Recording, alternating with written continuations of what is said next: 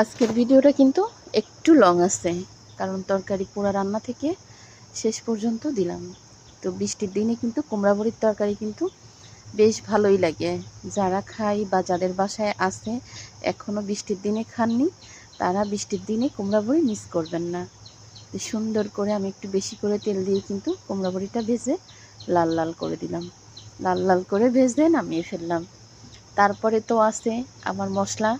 তো এই মশলা দেখে কিন্তু অনেকজনে মনে করে যে এত মশলাওয়ালা তরকারি কিভাবে খাই।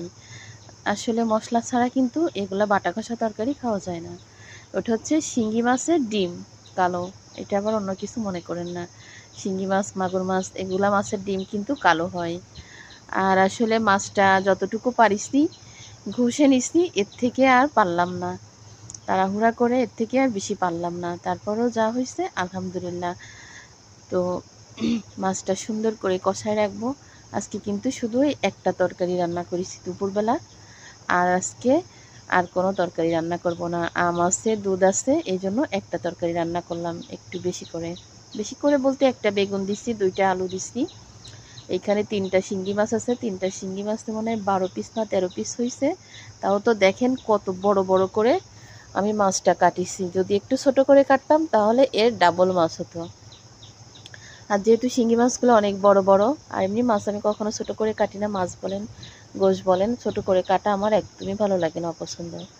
তো আমি আলু দিয়ে, মাছ দিয়ে, কুমড়া বড়ি দিয়ে একসাথে কষাই নেব। যেহেতু কুমড়া বড়ি একটু বয়স হয়ে গেছে বলতে একটু ঘরে রাখা আছে, শীতের সিজনে যখন বানানো হয় তখন কিন্তু কষানো পানিতেই মানে ঝোলের পানিতেই বড়ি দিলে হয়ে যায়। একটু যেহেতু রাখা হয়েছে, সেহেতু কুমড়া বড়ি যেহেতু একটু ঘরে রাখা হয়েছে, সেজন্য একটু আলুর সাথে বড়ি দিয়ে, আলু দিয়ে, মাছ দিয়ে একসাথে কষায় নিব।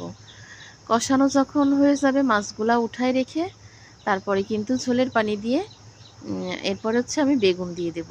আসলে বেগুন দিয়ে, আলু দিয়ে, কুমড়ো বড়ি দিয়ে, শোল মাছ, কই মাছ, শিং মাছ, ট্যাংরা মাছ, এগুলোর সাথে কিন্তু অনেক বেশি ভালো লাগে। খেয়ে দেখেন, অবশ্যই খাই।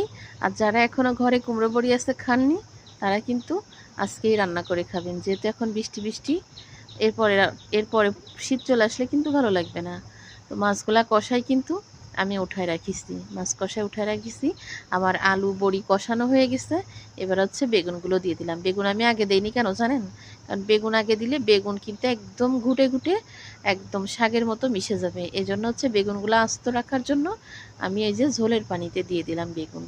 এইভাবে একটু চুলোর আঁচটা কমাই দিয়ে অন্তত 5 মিনিট জাল করলে কিন্তু সুন্দর একটা বোনা বোনা মাখা মাখা একটা তরকারি হবে। আসলে তরকারির